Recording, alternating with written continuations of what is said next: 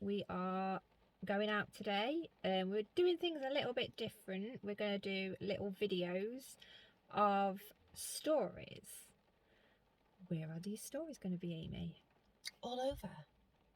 But the first one today is in Hull, and we are planning on visiting a graveyard. And we do know that it's got a few stories, hasn't it, attached to it. So we're wanting to explore these stories, but one in particular. The one in particular that we are looking into a little bit more is called the Bubblegum Boy. This tale has ripped through Hull since it's The 1930s. got highly popular in the 1960s, until Mike Covell came along. Debunked. A few years ago and debunked the story. So we are going to go there. We are going to meet Mike there. We're looking forward to it. If you don't know who Mike is, he is a leading historian for Hull. We've kind of picked him out of the bag to kind of come with us, because we kind of feel like his research is from the heart, don't we? He's very emotionally invested in every single story he tells, and you can see it in his work and the families that he's helped as well as the family of the Bubblegum Boy. So we'll be finding out all about it today. We've picked graves as kind of the topic of interest, because there is a lot of graves out there with a lot of stories, a lot of legends, you know, that aren't really told. We are going to call these videos of a grave interest, so that is going to be the main title that we're going to kind of put it out there with. And you know, I think we have to remember that graves belong to people, and I think as investigators we go to graveyards, we go and walk around them, but we forget that every single person buried or cremated in there has a story to be told. And they were people. And some of them stories may have come when they was alive, or some of them may have come after they died. Yeah. So some of the graves will be haunted. Some of them may have some kind of story to them, like today, where a big population of people believe these stories, but actually when you unpick them stories, there's not much truth there. It's an urban legend, isn't it? It spins into an urban legend. It just shows you like the full circle, doesn't it? So that's what we're planning on trying to do with these. We might not investigate them all. We may do. But either way, we hope you enjoy what we do. We are also going to do like different topics. It's going to be called Grave Interest, but we're going to be doing like funky stuff, different stuff that you don't really see every day. So we'll keep it interesting. Yeah. But kind of pick graves as the main topic, because we do know that you guys do love a grave story. You've got a grave interest. Da-dum. So on that note, we're going to end this there, and we're going to set off to Hull.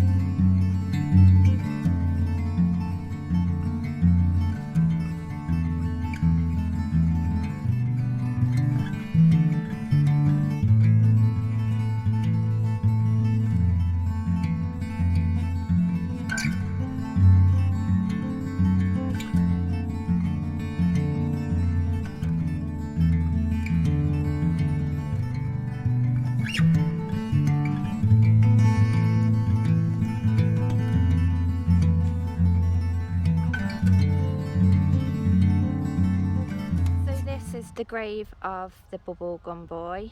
His actual name is Alfie Middleton. What do we know about him, Mike? So, in terms of the myth, in terms of the folklore surrounding the grave, when I was a little boy, my mum used to tell me that she used to come here as a little girl. She went to the primary school not that far away, and she used to say to me that it was a stone boy. He had marbles for eyes. His eyes would follow you around the cemetery. But then she got onto the reason why he was called, what he was called. She used to tell us that he died from swallowing bubblegum. And she said that on the gravestone there was an epitaph which mentioned bubblegum. So he became known as the Bubblegum Boy. In later years, I was quite interested in the story. I wanted to research it. I was writing a book about folklore, and I put a post on social media asking for stories, basically. And it opened up floodgates for people contacting. So first of all, there was the story of his death. People came forward and said that he died from chewing and swallowing bubblegum, and it wrapped around his heart.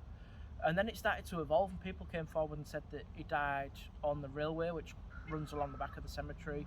People said that he died in a drain. People said that he died in Headham Road itself when he got run over by a tram. So there was all these stories, and I thought, how can one boy die in so many different ways? So I came here initially one morning, and I met a gentleman who was cutting grass, and I asked him about the Bubblegum Boy, and he brought me straight to the grave, and he said this was him, and straight away you can see the features from the legs. And at the time it was covered in moss, and I gently pulled it away and found his name was Alfred Middleton, or Alfie, and I was able to get his date of birth, his date of death. And another thing I noticed was the lack of bubblegum. There's no mention of bubblegum, so I wanted to go away and research him, so I went to the history centre, and in there I found his death notices in the newspaper. I also found the burial records and things like that, and on the burial record it gives you what he died of, and his death was actually meningitis. So what you have is a real boy, a real story, and over the years these stories have been created, and children have told them to each other, then they've passed them down when they've got older to the next generation, and it's like Chinese whispers. With every telling it changes a little bit, but at the heart of it you've got a real tragedy with a real little boy, and yet we've created all these weird and wonderful stories about him. And the inscription on it actually isn't anything to do with bubblegum at all, is it? No. I mean, you've got on there treasured memories of our dear boy, Alfred Middleton. Then you've got his date of death, his date of birth, how old he was, and then just a little inscription from his mum at the bottom. But nothing on there about, how he died or anything like that. What I did find really quite touching from the article that you wrote is when you said about behind the story is a parent's heartache and heartbreak, and people forget that. Yeah, his mum was heartbroken. There were stories of his mum coming almost daily to take care of his grave, and it must have been awful. And the weird thing as well is all these stories connecting Alfie's death had Alfie as living in this vicinity. But in actual fact, he lived at the other end of Hull, which is quite a distance away. Which is, it's quite unusual that he's buried down this end of Hull, because usually you'll be buried at your own side. So he didn't even live in this area, so there's no way he could have been on the track or in the drain or, over on the road or anything like that. He wasn't even from round here. And his brother died as well, 7 years later, didn't he? Other family members as well. So, and like I say, we've evidence of other family members' ashes been scattered in the area as well. So it wasn't just Alfie, there were others. So Mike, you've obviously met the family of Alfie. How do they feel about the stories associated to the stories that are told to children and so on and so forth? I think in a way there's kind of a sense of pride there. He's sort of remembered, future generations will remember this little boy, and even today we still when we do events in the area, we talk about Alfie and we tell them the story and then we tell them the truth. And children seem to remember that better than if you was to teach them history and stuff like that. So it's quite nice that he's still remembered. And I think the family they're quite proud of that. This little boy has gone on to, you know, make a name for himself after death, and it's nice that we can still remember him. And quite a famous one throughout Hull. Yeah. And throughout the UK, we were saying, because we also know that when we was growing up, we was told, you know, be careful eating bubblegum because if you swallow it, it will wrap round your heart. Or around your stomach, yeah. And we're just wondering, because obviously we're further on south, if Alfie's story may have travelled on, but obviously in different variations, or slowly just sort of became morphed into something else, or just lost the trail. Yeah, lost the trail of story. So it lost Alfie. It just became more generalised, as in bubblegum. Yep. Behind every plaque, there's at least one set of remains. Right. Behind some plaques, you might see two. So this is the crematorium part of the graveyard that we've just been to see the Bubblegum Boy. But it's quite different compared to what you may normally see. I've never seen anything like this before.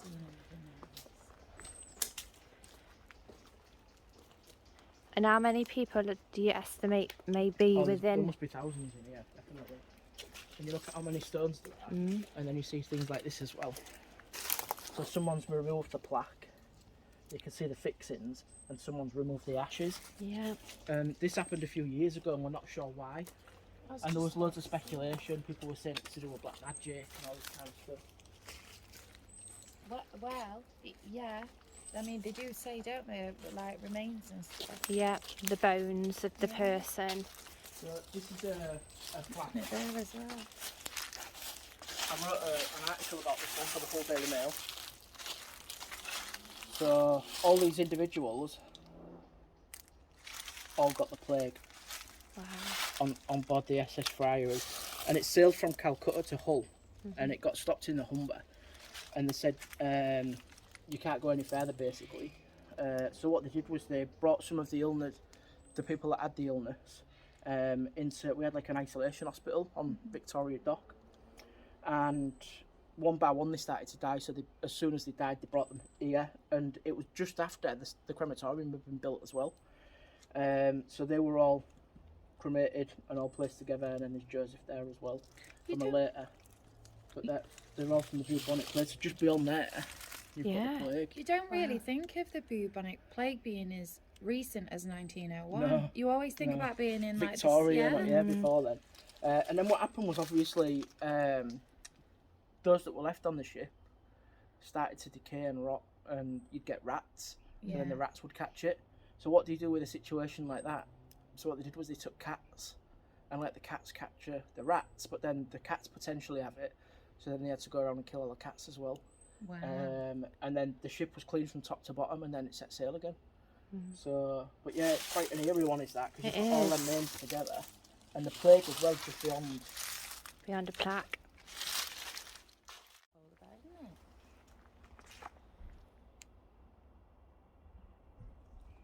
Any significance? Are they all grouped? No, they're just. No. They're not in numerical. They're not in date order. It's just random, really random. There's no like. If you go through them, you won't see them like from 1901 all clustered together and 1902 all clustered together. They're just kind of randomly spread out.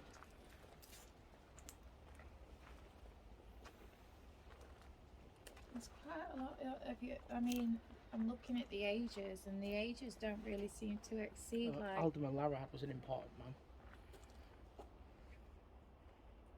He was one of the big councillors for many years. Of Hull, yeah. And then you see like how they've tried to patch it up over the years. Yeah. And how it would have been underneath. So it's just all brick built, and then they've just covered it in concrete to make it look natural.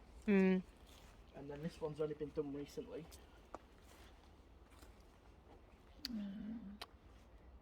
Why do they do Mainly kids who come in on a night, just trash the place.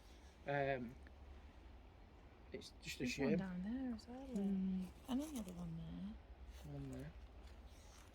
If it was kids, it's like you might expect them to damage it, but to take the remains, that's something else entirely. Exactly. It is really. It's a bit weird. Loads of people came forward with the theories, absolutely too. One of the theories is it's a sex cult where they cover each other in deceased ashes Well, and stuff like that. So I there went are to spells that I activate went to a cemetery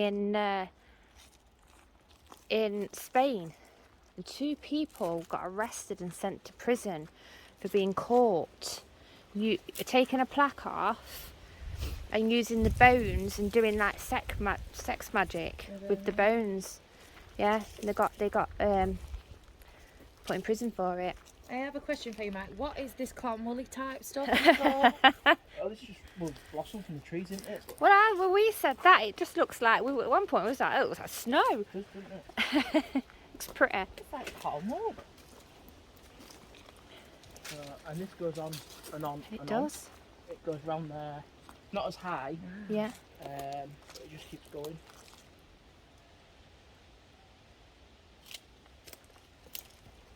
You see again, it goes round. Yeah. So is this pretty well maintained, or is it just kind of left now? They do come in. The council do come in and clean and stuff like that. Usually there's a grass cutter. He's not around today, but usually there's a grass cutter. So I'll often stop and have a natter with him. Usually he'll be sat with his headphones on, like totally oblivious, and I'll run up behind him and tap him on his back, and he'll get scared. So yeah, they do come in, and you get the family coming in quite a lot. It's quite commonplace to see cars parked up, people visiting loved ones and stuff like that. A few years ago, some kids came in and damaged a lot of the graves, and some of my friends came in. He's an important man, Dr. Norman Jennings at the bottom. He was the coroner after the Second World War. Wow. He would have been the guy that sat in when they did all like the inquests and stuff. He was like the main man right throughout. So we found all these damaged graves. Some of them we tried to fix, and some of them we made notes of the names and stuff, so we could contact people and just let them know that the family had been, the grave had been desecrated. So they do shut this area up at night, don't they? Yes, so at that 8 no. o'clock on a night, the cemetery gates close. Yeah. And there's a bylaw which stipulates if it's a gated cemetery, people aren't allowed to come in. Yeah. But you do get occasional paranormal groups coming in and stuff like that. Those pesky paranormal people. So, this graveyard on a whole has got quite a few. There's quite a few interesting stories connected to this graveyard. In terms of like the paranormal, people have seen a phantom coach and horses coming up to the columbarium, and the horses are all black with the plumes and stuff like that. You've got the story connected with Alfie, and then just around the way you've got the story of the White Lady. In Hull we've got several White Lady stories, and the stories are that if you go to a certain area, and you, like Bloody Mary, Yeah. if you utter a certain phrase, the White Lady will appear. So the popular phrase is, White Lady, I killed your white baby. But then there's variations, so some people say it's a black baby, some people say it was taken, abducted, murdered, all different variations. But you've got to say it 3 times, and on the 3rd time she will come. And we've got 3 different locations in all with that same story. And the amazing thing about this particular area is there was a servant girl who killed herself. And that's documented, and also as well during the Second World War a local girl got pregnant and she couldn't keep the baby, so she put the baby in the drain, killed the baby, and the drain is right next to the bridge where people come up with this story.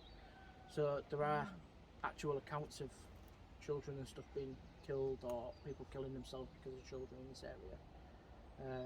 So it's quite heartbreaking really. But yeah, I mean, It's funny that it's a common trend. Yeah, I mean, the weird thing is, all the stories are connected with what used to be railway tracks. Yeah. Now, to me, as a parent, growing up, they were like cautionary tales, like don't go near the railway track or the drain because the white lady will get you. So, and as kids, you'd be like scared of that. But then by the time we got to secondary school, my secondary school was just opposite. So when people would say it, we'd be like, should we go on a dinner time? Should we go and see if we can conjure her up? Yeah, we'd come and visit and, you know, see if we could get stuff to happen. Yeah. And even now, people still do it. Kids still do it. We did an event in the woodland, which is just beyond the cemetery. And we told the children these local stories and the mythology and the folklore and the history. And at one point we went to the bridge, and it was the middle of the day. It was like this, and we said it 3 times. Nothing happened. But then this kid came by on a bike, and he like slammed on his brakes. And the old lady that was with us, one of the adults, she freaked out because she thought that was like paranormal, and it wasn't. But because their head is expecting that to happen. Yeah. But yeah, I mean, on a night as well, there's no light in this area. As you can imagine, it's pitch black. So it is quite eerie. And the woodland area goes right along. There used to be an old railway track that went all the way to Withensea, and that's the track that Mary Jane Langley would have travelled along to go to Marfleet railway station. So there's their story as well connected with this area. Over here, beyond the metal gate, is where the Head and Road Maternity Hospital used to stand. You can sort of see it's just empty now, it's just devoid. That's barren land. They were talking about building on it. The only thing that's left on there really now are the roads, the old roads and stuff. But obviously because it was a maternity hospital, there was a lot of stillborn children. So there was a lot of stories locally of children being buried in that ground. So over the years they've had stuff going on in there. People have heard children singing and crying, and we were in there one evening and we caught what sounded like a bolt action gun being loaded. Well, a round deer was used by the Ministry of Defence for prisoner of war. Right. So obviously you've got the prison at that side, but the Italian prisoners were put on the docks, and the idea was if the prisoners are on the docks, the Axis are not going to bomb the docks because their men are there basically. And it never worked like that. This area was bombed quite heavily. The cemetery was bombed, and I think they was trying to get the docks, which are over to the south side, and then over to the western side you've got the prison. So and then as well, if you look around, we won't go up too close to them. And obviously some names on them and stuff like that. But if you look around, you'll see a tree over there with flowers attached to it. There's a plaque on this tree. And then if you go for the weeping willow, you'll see a couple more trees with plaques on. So not everyone can afford a grave. So you do get a lot of people that will come and set up sort of makeshift memorials and spread the ashes of the loved ones. But this area is known for being where people come to bring the children. Bless them. And it's usually there's quite a lot of mobiles and stuff, and you can hear them twinkling in the wind. There's not as many. So you see the dogs are down there, yeah, it's quite heartbreaking, really. It is. It is. So I am right in thinking that this drain is significant to the Bubblegum Boy. Yeah, I mean, just beyond this metal gate, you've got another metal gate, and just beyond that metal gate is the drain. And the drain was kind of like, it was drainage for land, so it's not like, when I say the word drain, it's not like sewage, it's like fresh water. So there's fish in there, people go and you can canoe in there and all sorts. So the story is, one of the stories connected to him was that he fell in the drain and he drowned, and as you can see it's not that far a distance away from where we're standing right now. Do we know why there's so many cautionary tales attached to him? No, it's weird. It's one of those, we have it a lot in Hull where we have like a real history and then we have kind of like a fake history that runs underneath it, and that fake history kind of branches off. So we get a lot of, well, my mum told me this story and my dad told me that story. So when it comes to the Bubblegum Boy, there was like 4 or 5 different variations on how he died, Yeah. and none of them were right. And it was just really weird how these stories had been spread. And a lot of it in this area, there were a lot of primary schools, so a lot of the stories were being spread by parents. Don't go near the drain in case you fall in. Don't go near the railway track in case you get run over, and that sort of thing. And it was to keep the kids away. And as children, it worked because it terrified. But then when you sort of get to secondary school, because in Hull, at this side of Hull, you had Greatfield at that end, and then you had David Lister at that end. Yeah. It kind of, by the time we got to secondary school, it had the opposite effect. So they would say, don't come round here. But obviously on your dinner times and your break times, you'd come down here with all your mates, and you'd try and get to the bottom of the stories and investigate yourself, and usually scare the crap out of each other on the way. Did you ever speak to family members? Any family members Of the Bubblegum Boy? Oh yeah, well, You did? so when I published the article, Mm-hmm. I investigated it. I wrote the article. We published the article in the Hull Daily Mail, and the weekend it was published, his family got in touch, and they sort of knew the story, but wasn't sure where he was buried. And I was able to bring them to the grave. So I met them. It was a bank holiday weekend, and I was able to meet them at the cemetery gates and take them down to the spot where he's buried, and show them the spot. And that was really, really nice. And they're lovely. They're absolutely amazing. They were really supportive of the work I do and stuff like that. And they were just really nice. And for them, it was like the closing of a chapter, filling in information that they'd always wanted but never had. So that was nice. How did they actually feel? Do you know? Did they say how they felt about the stories attached to him? Yeah, there was. I mean, obviously there was a lot of sadness. Yeah. There was a lot of sadness, and I mean as well. I think there was happy tears, but there were other reasons for the sadness connected to the site. Quite personal reasons. So when I came and they went to the grave, I just walked away and left them to it, because that for them was a personal moment. Yeah. I've done my bit. That's up to them now to go and do their bit. So it was quite sad. This is where actually the White Lady's seen. Isn't there another story associated also with the Bubblegum Boy that the mums would say if you crossed the train track? Yeah, well, according to the stories, one of the versions of his death was that he got run over by a train on this very train track. And so that was like, parents would say to the kids, don't go on the railway track, don't play on the rails, don't play on the trains or anything like that. And unfortunately, children did. I know when I was younger, there was a young lad, and he jumped from the bridge and landed on the train and went between the carriages, and he lost his legs. Oh, gosh. So they had good reason to tell us not to. Yeah. It's not something that I'd mess about with, but it's the bridge that goes over this railway track, which is where the White Lady's seen. So the stories are kind of linked. Yeah. There is where Mary Langley would have come this down. is the old railway track. So Right. And this bridge here is where the White Lady has been seen. And I asked Mike, Isn't it known by locals, did you say, as White Lady Bridge? yeah, so right. I don't know how well you'll be able to see them because it's not that dark, but so the railway track, we've just driven over that bridge. right, So the railway track went Wow. all the way round the town. And I mean, I can send you these anyway. yeah, I'll include him in. And I mentioned earlier about the bridge being hit during the Second World War. Yeah, wow, some destruction in it. So, and it was just destroyed. So they rebuilt it. So that bridge that we went over is only a temporary structure. Right, And they've never really like updated it. But the railway track would have come all the way out, and it was cut. Dr. Beechin's, under the Beechin's Acts, basically cut the railway. And for a long time, it was just like a goods railway. It stopped being used by the passengers for years and years. And then where we are right now, it's slightly a bit dark, but I can include it on if you say. yeah. Well, I can send it to you. I Yeah, can send yeah. all these to you. And then to give you an idea, we've been in the cemetery. Yeah. And then these are all the railway lines where we're stood right now.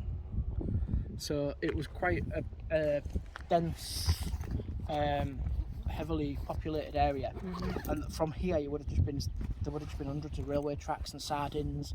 There would have been storage depots and stuff like that. So all connected, really. Yeah, all connected. From the locations we've been today. Yeah. Yeah. All this area, all the stories are connected, because the school where my mum made the story was just on the other side of the drain. Right. So it was all from this community. So Mike, obviously with the graveyard that we've just been to, obviously people wonder why graveyards would be haunted. What's your theory on that? Well, this particular graveyard that we've just been to see, there's a lot of death and murder associated with it.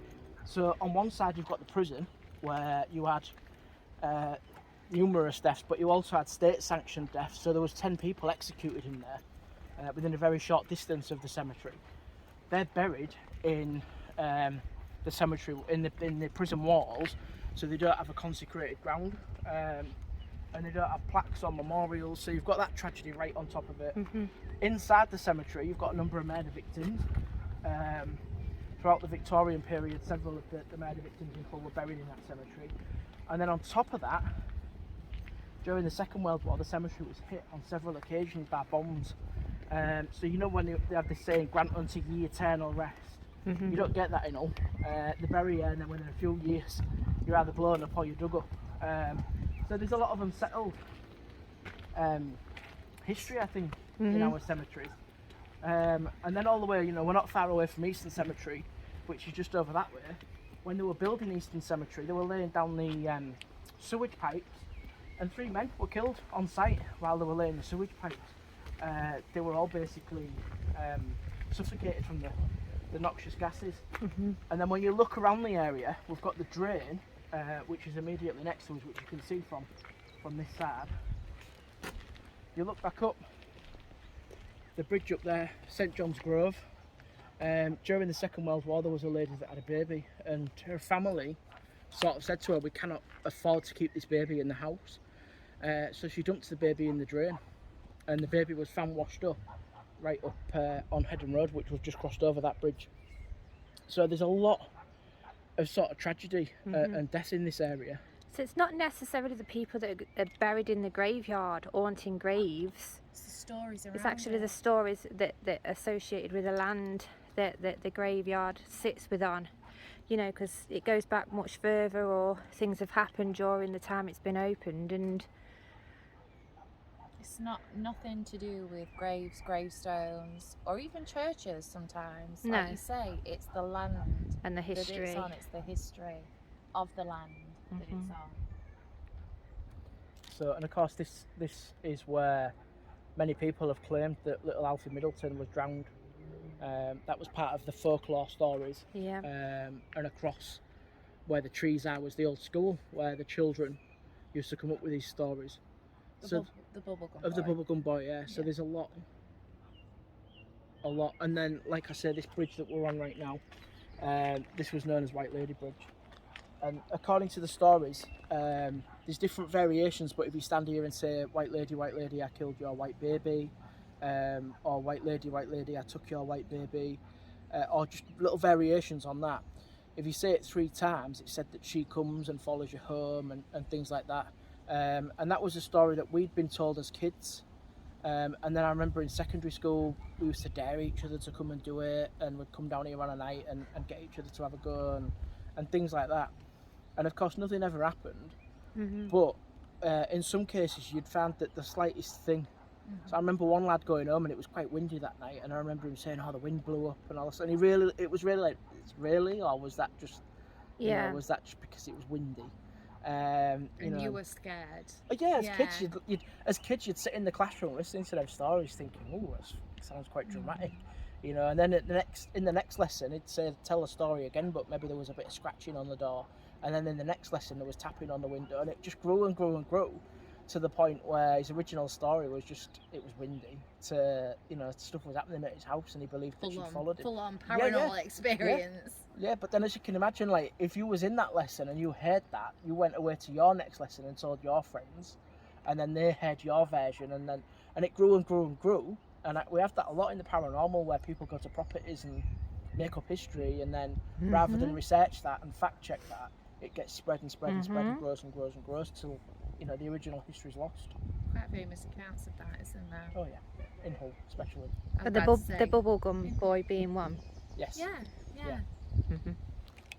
So we are going to do a short spirit box session, just for a few minutes.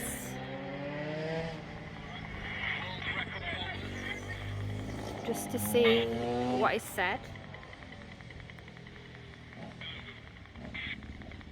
Is there a lady on this bridge?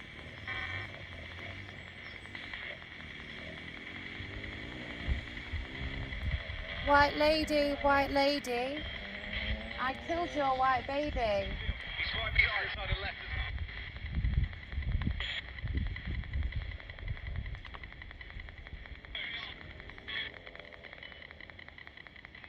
If you're aware of us right now, can you come and say hello? We've got Mike with us. He's researched you quite a bit. Would you like to come and tell us about your death and how you died?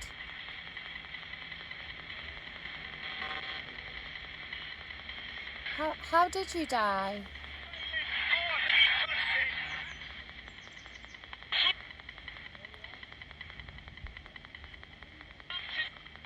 Were you pregnant?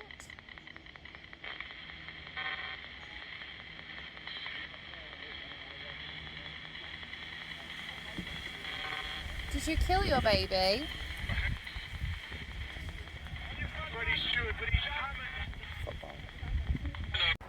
This is the Langley family grave, and Mary Jane's just at the bottom.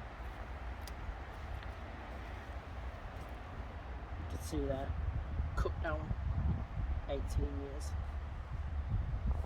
So what actually happened to Mary Jane? So, in the morning, she walked from her farm to Headham Road. She got on the tram from Headham Road into the town. She walked from the town down to William Martin Redmond's photography studio, which was based on the ground floor at Anison's. She had a photo took. She was then seen by over 20 eyewitnesses walking down with them, walking down Holderness Road. She went and got on the train, which would have passed behind the cemetery out to Marfleet. She was seen on the train, she was seen getting off the train, she was seen by people working on the platform, and she walked from there to a farm owned by the Severs family. And a little girl called Annie Severs made her some milk. She got a glass of milk and she set off back to her own farm, and somewhere between them 2 points, someone got hold of her and cut her throat. And it technically remains unsolved. I have an idea on who it might have been.